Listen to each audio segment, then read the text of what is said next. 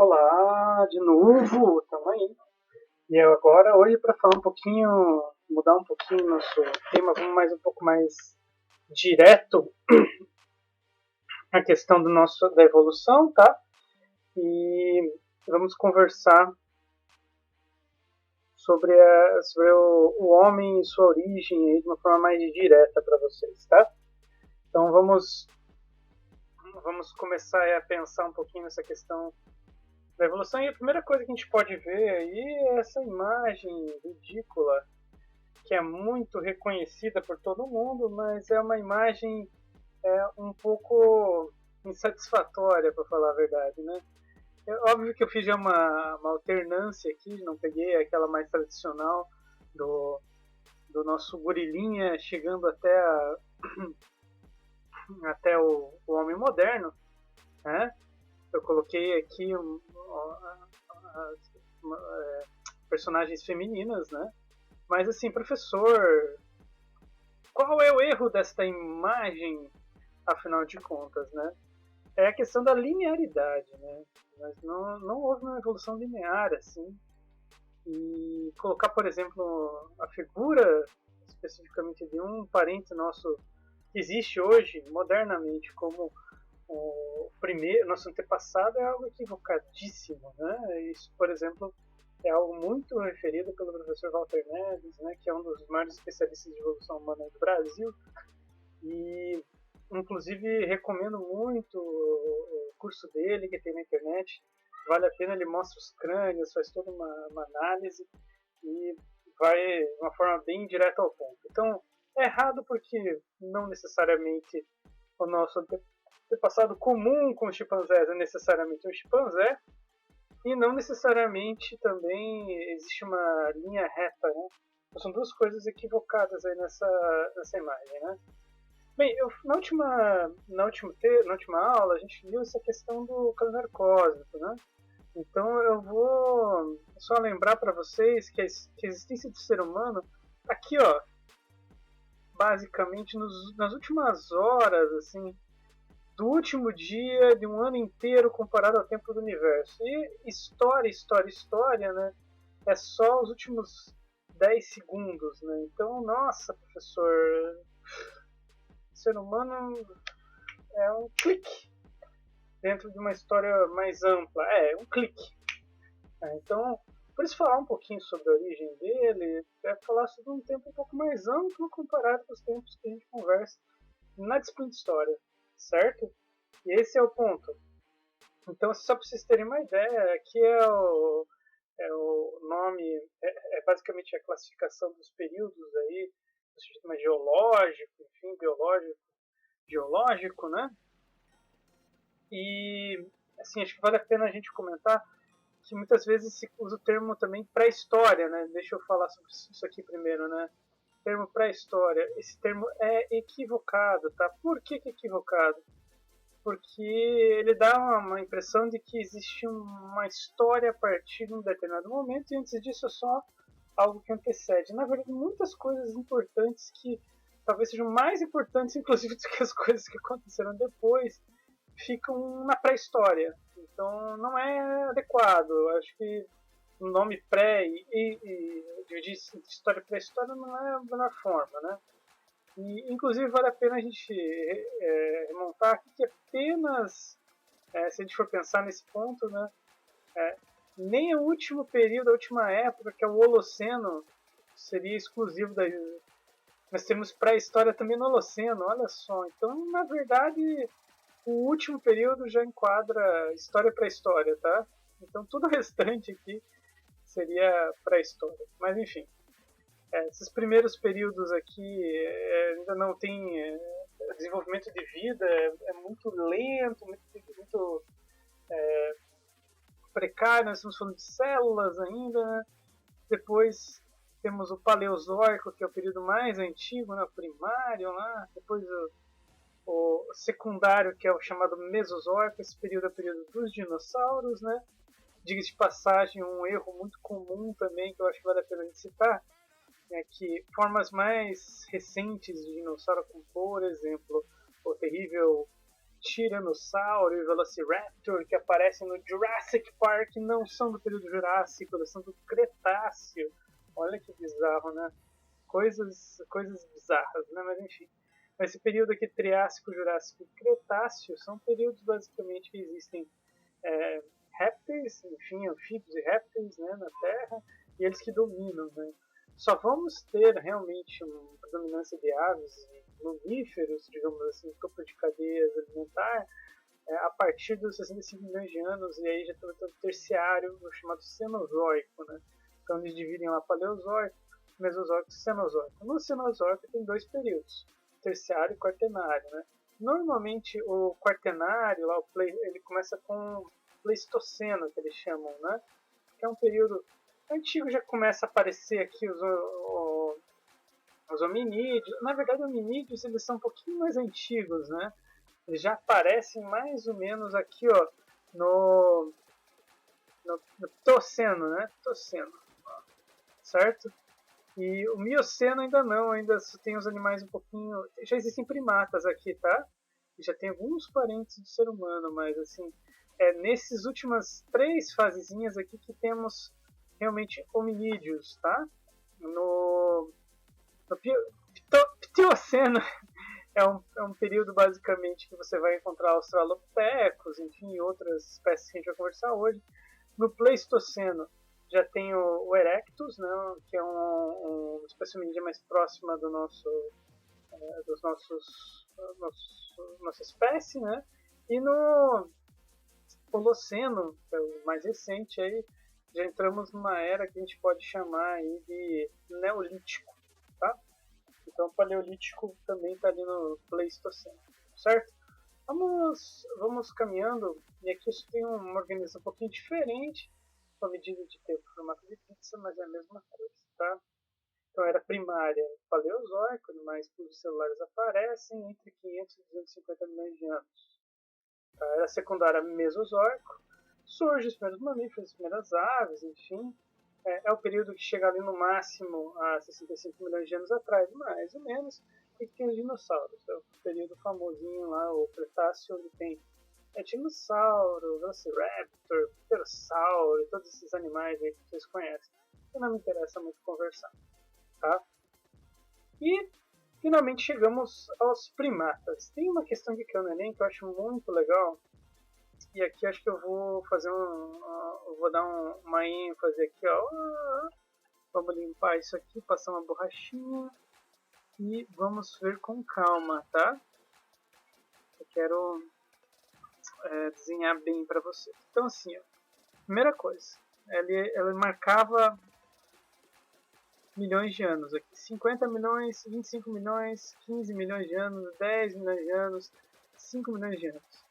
E fazer essa ligação, ó, de animais que estão presentes hoje na Terra, numa linha evolutiva que foi se separando até chegar a nós aqui, os homens modernos, né?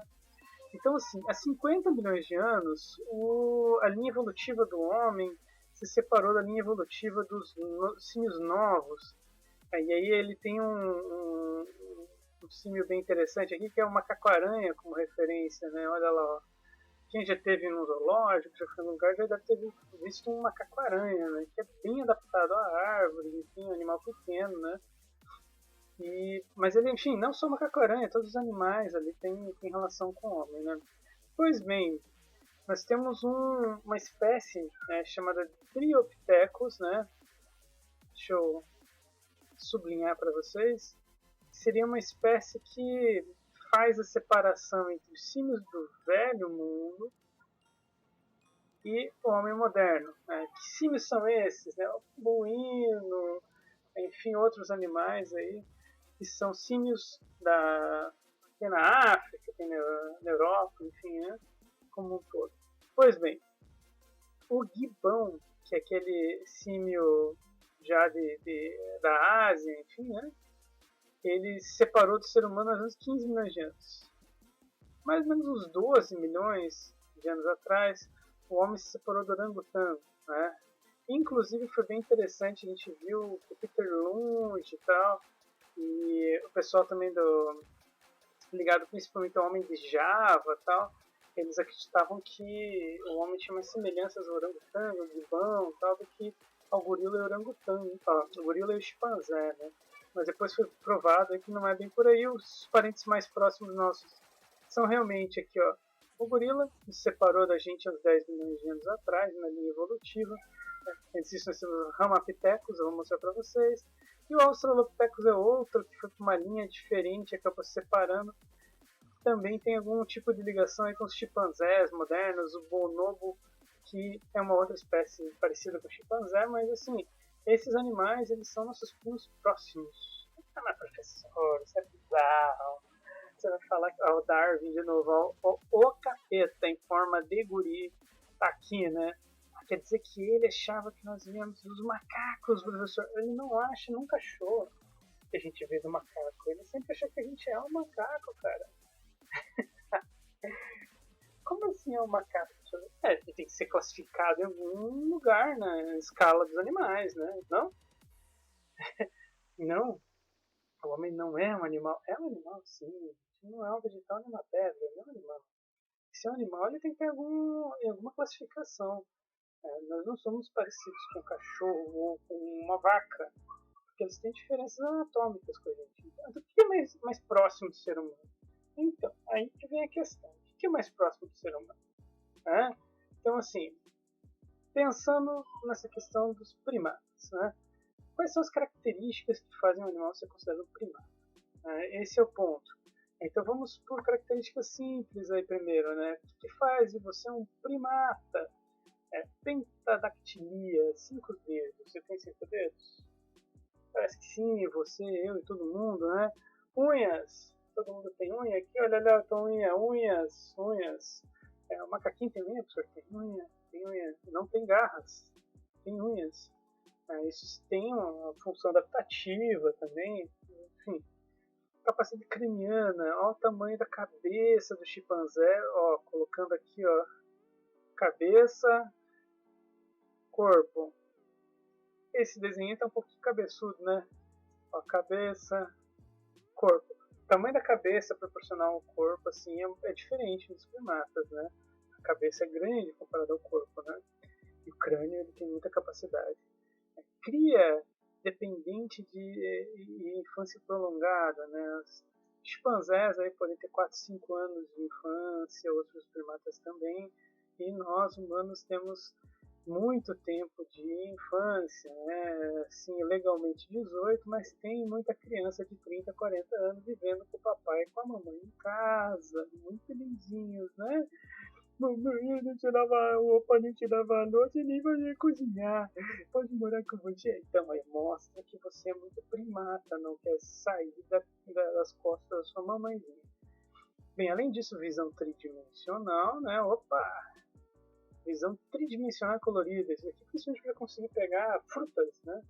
Então, você consegue catar lá no galho, né? Isso é uma adaptação dos primatas, né? Mas também é uma adaptação que ficou presente no homem. A gente consegue enxergar cores para ver que o fruto é maduro e que o fruto não é maduro, e consegue também ver distância para pular, inclusive de galho em galho nas árvores, né? Isso os nossos antepassados já tinham, e isso acabou ficando para a gente também. 98,7% do DNA humano é igualzinho ao DNA de chimpanzé. Pergunta, professor, é possível uma mistura de ser humano e chimpanzé? Um manzé? Um chipaman? Nossa, chipaman aí. Chipaman. Não tem, amigo. Não tem como. Já se...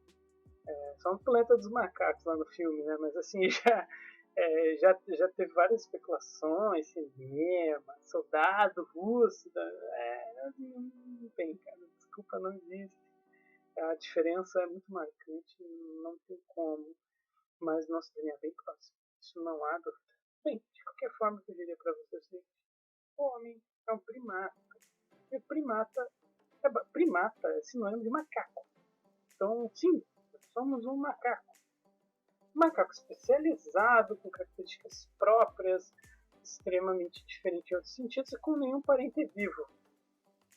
Por que os parentes não estão vivos? Essa é uma grande questão. Competimos com eles, exterminamos eles, censuramos a eles, Essa é uma discussão muito interessante e já chegaremos lá. Mas vamos lá. O que o homem é diferente desses grandes símios? Então vamos a algumas diferenças, né? Bem, o homem ele anda em dois pés, né, em pé. O homem se chama bipedismo, né? O nosso chimpanzé ele anda com as patas, olha lá, ó. As patas estão aqui, ó, no chão, ó. As 4 patas, mas ele pode ficar em pé também. Isso é nodopedalia o nome. É uma forma basicamente de andar que pode se adaptar tanto à árvore quanto ao chão, tá? O crânio, né, se vocês olharem o crânio, né, do chimpanzé, eu diria para vocês o seguinte, que a parte de trás do crânio comparado com o rosto é menor no chimpanzé. A face é maior e o crânio é menor. Já no ser humano, o crânio é maior e a face é menor. É o contrário, né? Por quê? Porque no nosso crânio cresceu, os hominídeos tiveram um crânio maior, são cabeçudinhos, tá? Eles têm focinho. O que é focinho, né? Focinho é uma mistura de boca com nariz, né? Pode ver que mistura os dois, né? Isso aqui pode ser interessante em algum sentido, gente. Pode ser sim, pode ser bem interessante. Como pode ser interessante, professor? Bem, pode ser, pode ser interessante para respirar, para controlar a temperatura, uma série de outras coisas, né? Isso acontece com vários tipos de animais. Né? No nosso caso, é separado, apesar de ter uma ligação interna entre nariz e boca. Sim, tem uma ligação. Muita gente sabe disso, principalmente quando passa. Já viu aquela galera que passa lenço? Ai, meu Deus do céu. São desafios da galera. Ou pessoa que toma água pela boca e espirra pelo nariz. Cara, isso é ninja, cara, mas é possível. Bem, caninos, né? Os chimpanzés têm um canino bem grande, né? 2 dentão, assim. Não dá pra ver aqui, mas ele tem os 2 dentão que puxa aqui, ó. Nossa, professor. Se ele mostrar aqui, ele tem os caninão gigantes. A gente é direitinho reto, ó. Retinho. Isso é uma diferença. Bem, outra coisa. A entrada da coluna vertebral deles nesta parte aqui, ó, vou fazer uma, ó, entra por trás da cabeça, tá? O nosso entra embaixo. Isso aí é bem relevante. E o mais relevante de todos é isso aqui, ó, vou pintar em amarelo aqui para vocês enxergarem bem. Esse osso em cima da face, olha para os olhos desse chimpanzé e perceba, em cima aqui, ó, gente, tem um ossinho. Esse ossinho se chama touro supraorbital. Isso dá para perceber muito claramente nos crânios dos hominídeos, né? Hominídeos mais antigos têm esse osso que protege os olhos mais evidentes, enquanto nós, como sapiens, temos quase uma supressão desse touro supraorbital, ele é reto, né? Então, tá, professor, então assim, como que surgiu o homem? Bem, o homem é basicamente um animal. Os mamíferos surgiram primeiro, né? Isso foi mais ou menos no período ali do Cretáceo, no Jurássico não tem ainda, mas no Cretáceo já tem alguns mamíferos, né? E com a extinção, né, desses milhões, com teve meteoro, enfim, grande extinção, iniciando aí um período mais recente ali do início do Cenozoico, surgem os mamíferos. Nós temos sim alguns fósseis de alguns mamíferos interessantes. Aqui do lado, por exemplo, eu tenho a Egyptopithecus. Está aqui o Egyptopithecus. Ele teria vivido algo em torno de 30 milhões de anos atrás. E tem muita ossada dele, principalmente na região do Egito, né? Mas ele é um animal basicamente pequeno, mamífero, assim, um macaquinho, que tinha algumas características semelhantes a alguns mamíferos superiores, aliás, alguns primatas superiores, e algumas parecidas com os primatas, enfim, do Velho Mundo, tal, como a gente conversou com vocês. Existe um outro animal chamado Procônsul africanus, né, que data de 18 a 14 milhões. Aqui está a ossada dele ali de fundo, tá vendo? Que é esse bichinho aqui, ó. Ele é um gorilinha, para usar a expressão, um gorila pequeno, né? Então, ele é um dos prováveis candidatos aí a ser um dos nossos antepassados, né? Ele provavelmente é um das espécies que gerou lá o que a gente chama de Australopithecus e depois do gênero Homo. Tá, professor, o Homo surgiu do Australopithecus? É o mais provável, a gente não tem certeza absoluta. Como assim não tem? Bem, você tem uma linha, né, uma linha do tempo, tem milhões de anos, tá? Aí se descobre num canto aqui uma ossada, outro canto outra ossada, outro canto outra ossada, outro canto outra ossada. Quantas espécies animais existiam? Bem, tem um monte que você não descobriu. Então, na verdade, é um grande quebra-cabeça. Se você fizer mais escavação, procurar mais ossadas, procurar mais coisas, você descobre. Se você não tiver esse tipo de pesquisa e não procurar, você não descobre. Simples assim. Então, assim, pelo que a gente sabe, existe uma linha provável, mas não necessariamente exata de como o homem chegou a se desenvolver, tá? Um outro ponto legal é que com estudos de genética, hoje a gente tem certeza de que o homem cruzou com outras espécies hominídeas, Homo sapiens moderno. Então, nós temos no nosso DNA aí, traços de DNA neandertal, traços de DNA de mesova, traços de outros DNAs que a gente nem sabe que espécie que é, não temos nenhuma pista de que espécie é. Então isso é muito intrigante. Mas, professor, é um DNA desconhecido, então deve ser alienígena. Não, não é alienígena. Provavelmente deve ser mesmo DNA de algum hominídeo que a gente não conheceu, não achou nenhuma ossada por enquanto. Tá? Quem sabe no futuro aí a gente encontra. Vamos dar uma olhada nos seres que, enfim, deram origem ao ser humano, enfim, moderno. Aqui alguns crânios dá para ver muito claramente o touro supraorbital. Aqui, ó. Esse aqui dá para ver bem claramente no touro supraorbital. Se eu não me engano, esse aqui é um Homo erectus, né? Aqui é um ergaster, se eu não me engano. Parece esse aqui é um Homo ergaster, esse aqui é um Homo neandertal, provavelmente. E esse aqui é o Homo sapiens, né? Esse aqui é o sapiens. Olha como todo o supraorbital dele é bem pequenininho, né? E veja como uma característica da alçada bem diferente, né? A largura, por exemplo, aqui dos olhos, a estrutura do nariz. Então, assim, não dá para falar que são crânios de seres humanos, né? Sapiens, que a gente sabe que... Não, são outras espécies, até pelas características, tá?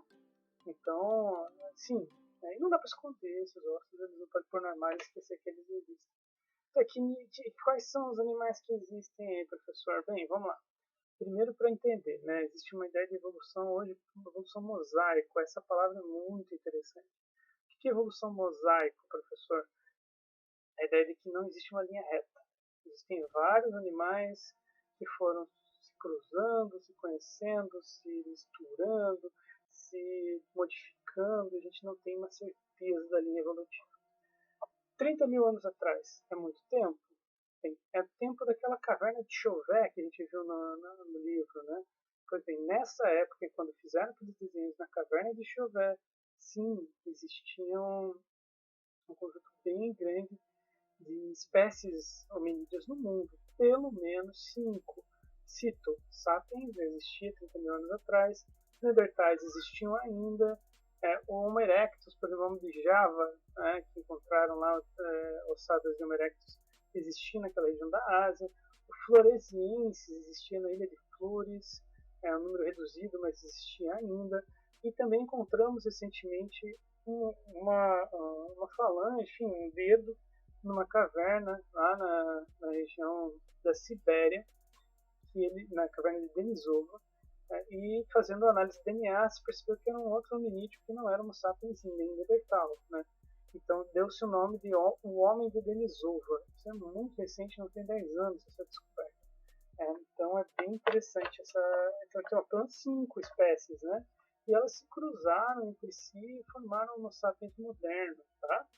A gente chama essa família de hominíneos, tá? Porque está mais próximo, inclusive, a nossa espécie e, inclusive, poderia ter filhos férteis. Mas como é que pode duas espécies diferentes ter filhos férteis? Um cachorro e um lobo, se eles se cruzam, eles têm um filho fértil, né? Ah, professor, um cavalo e um burro não fazem. Eles criam uma mula, com certeza, não vai ter um filho fértil. Assim como o leão e o tigre se cruzarem, vai ter como é mesmo? Não é. Como é que é? Ligre, que é o mistura de leão com tigre, né? Ligre. Né? Então, assim, é possível. Mas ele é fértil, professor? No princípio, não, mas assim, misturando-se algumas vezes, e alguma mistura pode acontecer, né? Então a gente pode falar que em 1 milhão de anos, tudo pode acontecer, né? As misturas vão acontecendo, né? Agora, se a gente for falar em 30 mil anos, enfim, com diferenças bem pequenas entre as espécies, é possível sim, né? É possível. Por isso, ou assim, piores hipóteses de pensar que o DNA nosso tem esses traços, né? Então vamos lá, coisas importantes. Mitos dessa imagem.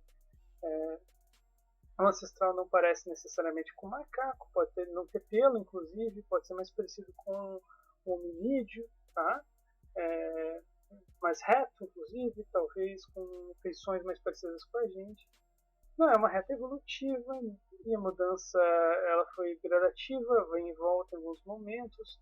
Algumas espécies mais próximas a gente têm mais tendente mais proeminente lá, os dois caninos, e outros mais antigos têm dente menor, enfim, assim em outras partes do corpo, né? E ferramentas não é uma coisa só de Homo sapiens, tá? Outras espécies também tinham ferramentas. Dá uma olhada em alguns desses animais fantásticos, né? Esse aqui é o Sahelanthropus, não sei se, eu acho que talvez a nossa imagem esteja meio cortandinha aqui, né? Deixa eu ver se eu consigo fazer essa troquinha só para vocês verem bem. Tá vendo? Nesta região ali do amarelinho tá o Sahelanthropus, né? E tá, professor, o Sahelanthropus tichadensis, ele é da região do Chad, então é do Chad, né? E encontrar é o mais antigo que conhece, o mais antigo que a gente conhece tem hominídeo. E o crânio dele foi encontrado assim, tudo amassadinho? Não, só foi encontrado um monte de pedacinho. Não, mas como é que refizeram? Tudo por computador. É uma pesquisa bem tecnológica. Não achem que é uma coisa banal, tá? A reconstituição que vocês estão vendo aqui, ó, do que seria ele também esse aqui é uma reprodução artística, tá? Não se tem certeza, apenas tem esse crânio, tá? Com algumas características muito interessantes e importantes. Outras espécies, tem o Ororim tuchedensis, que é do Quênia, de 7 milhões de anos. Esse tem características que nos lembram aí uma mistura de Australopithecus, talvez, né? O Ardipithecus tem duas espécies de Ardipithecus, o Cadaba e o Ramidus, os dois encontrados na Etiópia, e percebam que encontraram apenas segmentos. Senhor, então não tem crânio, não tem um esqueleto completo, um crânio deles, né? O primeiro animal com esqueleto completo mesmo é essa senhora aqui, ó, a Lucy, né? A Lucy, ela está no ela foi descoberta, inclusive, é uma Australopithecus afarensis, é um dos 3 esqueletos com características de completos encontrados com mais de 1 milhão de anos, então é muito raro encontrar isso. Foi uma descoberta espetacular, né? E o nome é por causa da Lucy da música Lucy in the Sky, né? Na década de 60, eles estavam escavando, escutando Beatles, ali no Paz e Amor, aquelas imagens, de repente encontraram um esqueleto completo.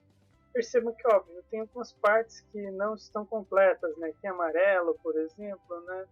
Ah, mas por que não está completa essa parte aqui em amarelo, isso que você está destacando?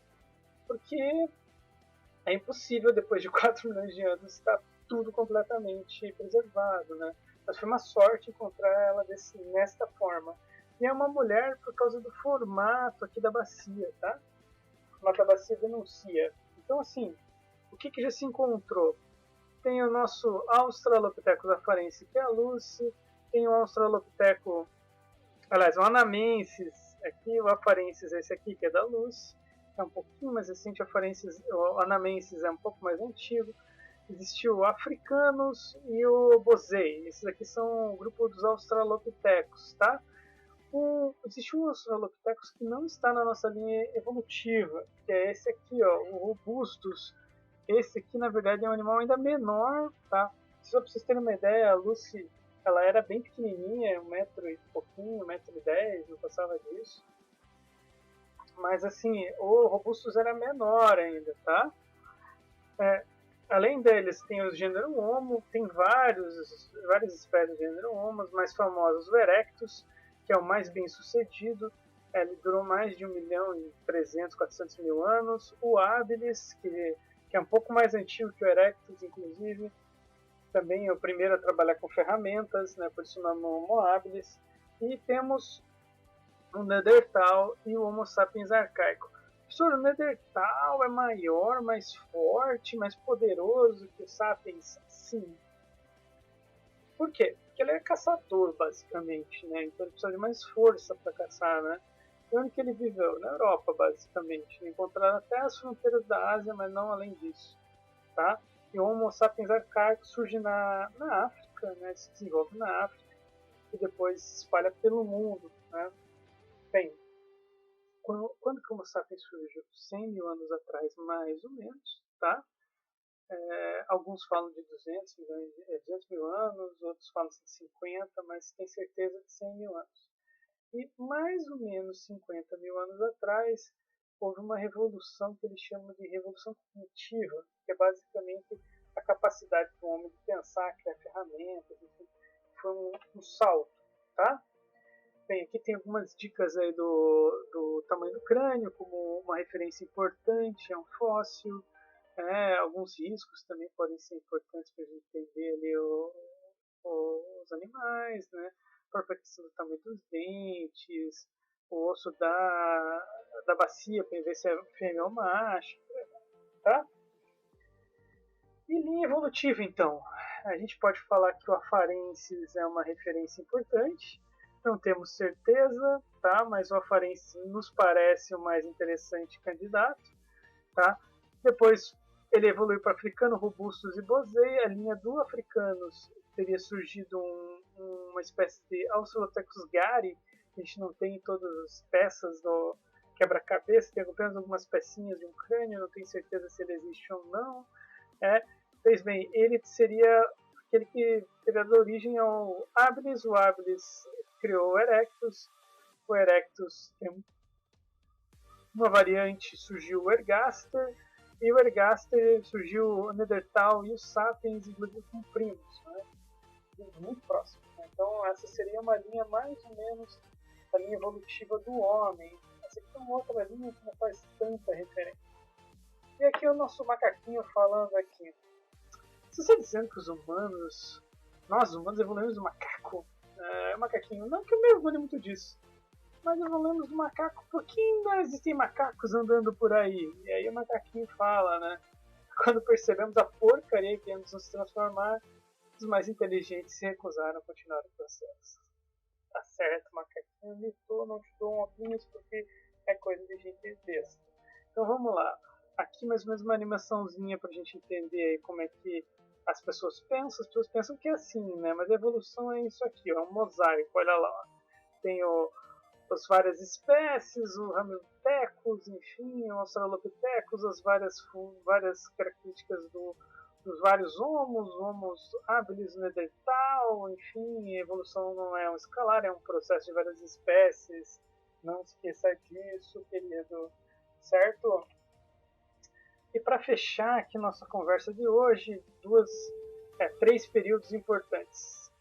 Paleolítico, Neolítico, Idade dos Metais, né? Acho que isso vale a pena a gente fazer essa distinção para vocês, né?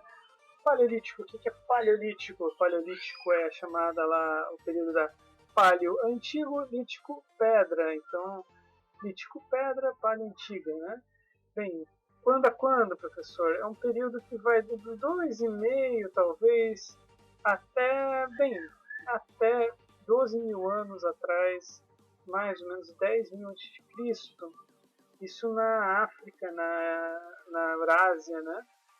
onde começou a plantação, enfim, a agricultura. O grande segredo é a agricultura que faz a distinção segundo essa classificação, tá?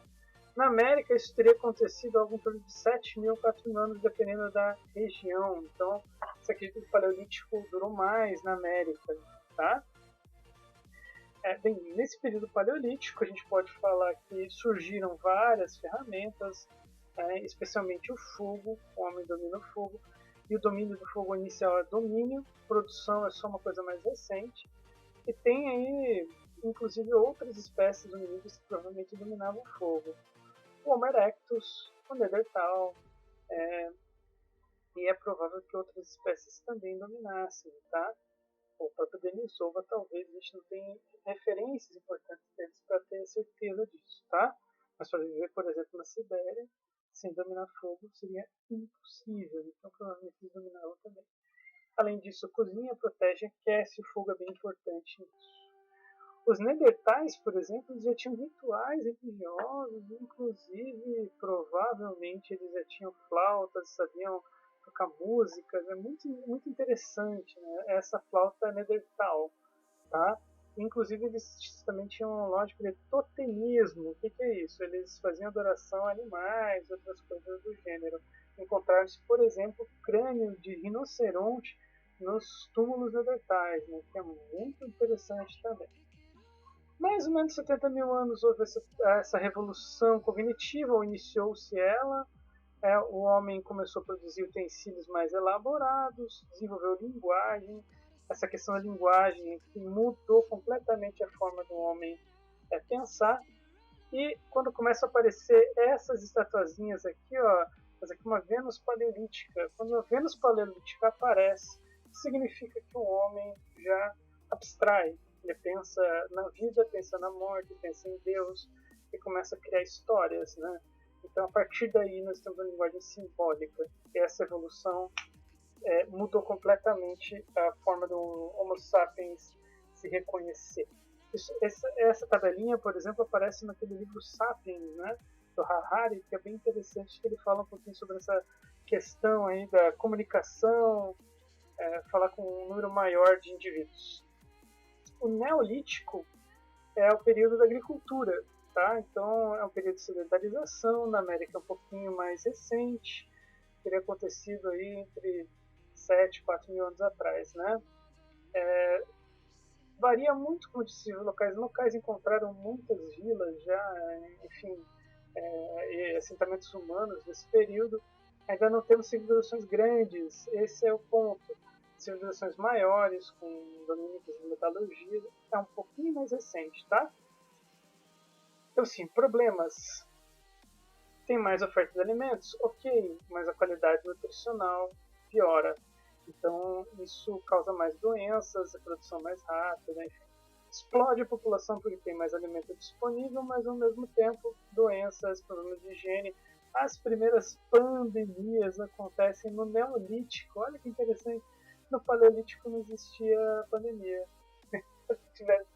Se você vivesse na época das cavernas, você podia viver com os nossos amiguinhos morceguinhos e você até poderia pegar, mas não espalhar, porque tem acumulação de pessoas, né? Então eles viviam em certo isolamento, pelo menos os grupos, né? Bem, então doenças surgiram, higiene teve um grande problema, esses conglomerados geraram riquezas, mas ao mesmo tempo problemas, né? Então o Neolítico ele é interessante nesse aspecto, certo? Gente, então o que eu diria para vocês é que em relação